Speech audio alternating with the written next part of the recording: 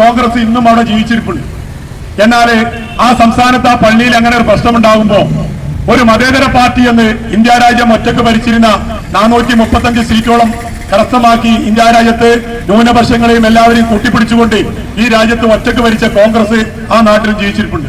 എന്നാൽ കോൺഗ്രസ് പറയണം, ആ മതേതരമായ ഞങ്ങൾക്ക് ചിന്താഗതിയുണ്ട്. യു.പിയിലെ സംസ്ഥാന കോൺഗ്രസ് കമ്മിറ്റി പറയാണ് ആ പള്ളിയിനുള്ളിൽ അങ്ങനെ വിഗ്രഹം ഉണ്ടാകാൻ സാധ്യതയില്ല.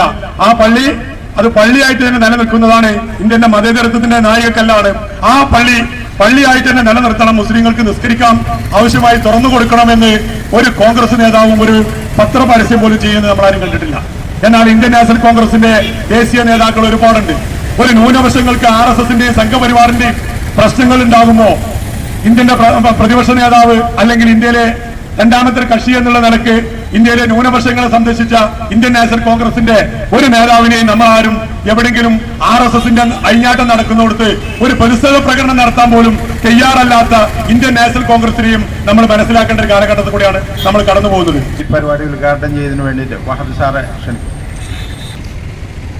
സമകാലീന സംഭവങ്ങളുമായി ബാബറി മസ്ജിദിനെ താരതമ്യം ചെയ്തത് വളരെ സന്ദർഭോചിതമാണ്. മധുരയിലെ ഈദ്ഗാഹ് മസ്ജിദിന്റെ മേൽ സംഘപരിവാർ അവകാശവാദം ഉന്നയിച്ചു എന്ന് മാത്രമല്ല, വളരെ മുന്നോട്ട് പോയിരിക്കുക. ഗ്യാൻവാബി മസ്ജിദിന്റെ മേലും സംഘപരിവാർ ശക്തികൾ അവകാശവാദം ഉന്നയിക്കുകയും ഈ ആവുന്നത്ര രാഷ്ട്രീയമായി ഉപയോഗപ്പെടുത്തിക്കൊണ്ടിരിക്കുകയും ചെയ്യാം.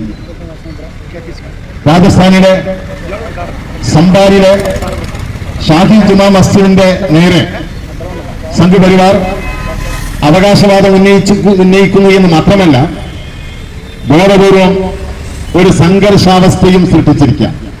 5 ആളുകളാണ് ആ സംഘർഷത്തിൽ വെടിയേറ്റ് മരിച്ചത്. ഏറ്റവും ഒടുവിൽ ഇപ്പൊ ഇന്നലെ പത്രങ്ങളിൽ നമ്മൾ വായിച്ചത്, ഡൽഹി ജുമാ മസ്ജിദിന്റെ പടവുകൾക്ക് താഴെ ക്ഷേത്രാവശിഷ്ടമുണ്ട് എന്ന് സംഘപരിവാറിൽ പെട്ട ഒരാൾ അവകാശവാദം ഉന്നയിക്കുകയും ഗ്യാൻവാബി പള്ളിയുടെ കാര്യത്തിലും ഈദ്ഗാഹ് മസ്ജിദിന്റെ കാര്യത്തിലും സംബാൽ മസ്ജിദിന്റെ കാര്യത്തിലും എന്താണോ സംഭവിച്ചുകൊണ്ടിരിക്കുന്നത് അതേ രീതിയിലേക്ക് ഡൽഹി ജുമാ മസ്ജിദിനെയും എത്തിക്കാനുള്ള ശ്രമങ്ങൾ ആരംഭിക്കുകയും ചെയ്തിരിക്കാം. നമ്മുടെ രാജ്യത്ത് ആരാധനാലയങ്ങളുടെ സംരക്ഷണത്തിനുള്ള സുരക്ഷിതത്വത്തിനുള്ള നിയമങ്ങളുണ്ട്. പാർലമെന്റ് പാസാക്കിയ നിയമങ്ങളുണ്ട്. 1947 ഓഗസ്റ്റ് 15 കട്ട് ഓഫ് ഡേറ്റാക്കി എടുത്ത് ലോക്സഭ നിയമനിർമ്മാണ സഭ രാജ്യത്തെ എല്ലാ ആരാധനാലയങ്ങൾക്കും സുരക്ഷിതത്വം ഉറപ്പു നൽകിയിട്ടുണ്ട്.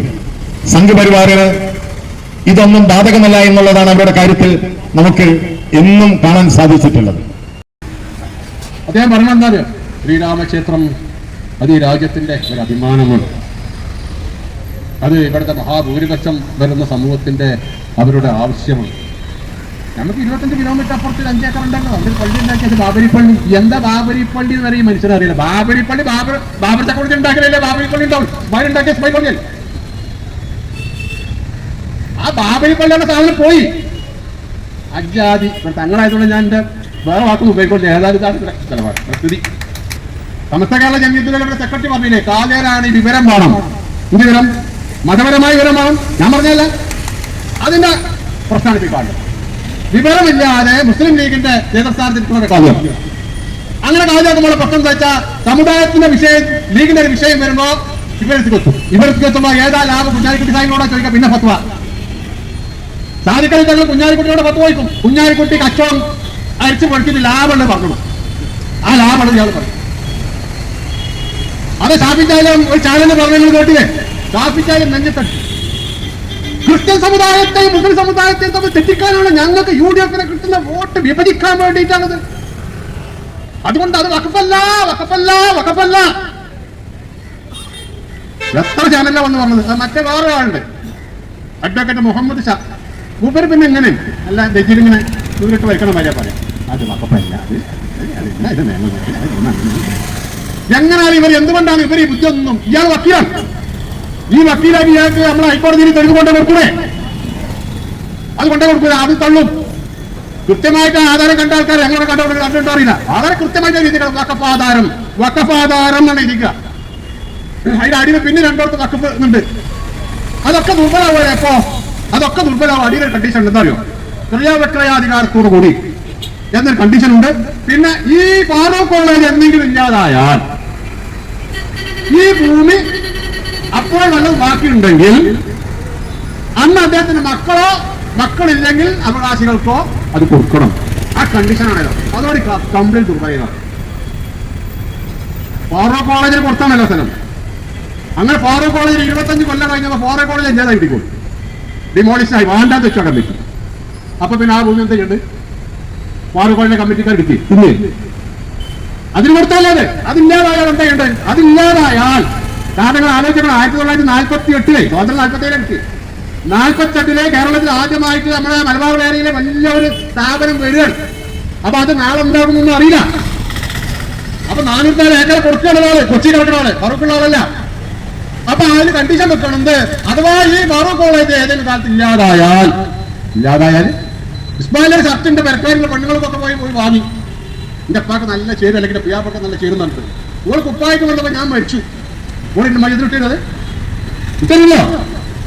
അതേമാതിരി തന്നെ ഫാറൂഖ് കോളേജിന് കൊടുത്ത സാധനം ഫാറൂഖ് കോളേജ് ഇല്ലായാൽ ജനങ്ങൾക്ക് വേണം, തിരിച്ചാൽ എന്തായി പ്രശ്നം? അതോ എടുക്കാൻ പോകും അല്ലായി.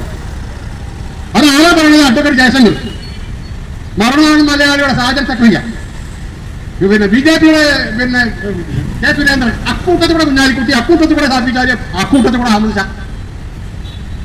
ഇവര് ബാബരി മസ്ജിദിന്റെ കാര്യത്തിൽ ഇവരെ കൂടാണ്, വഖഫിന്റെ കാര്യം വരുമ്പോൾ ഇവരെ കൂടാണ്.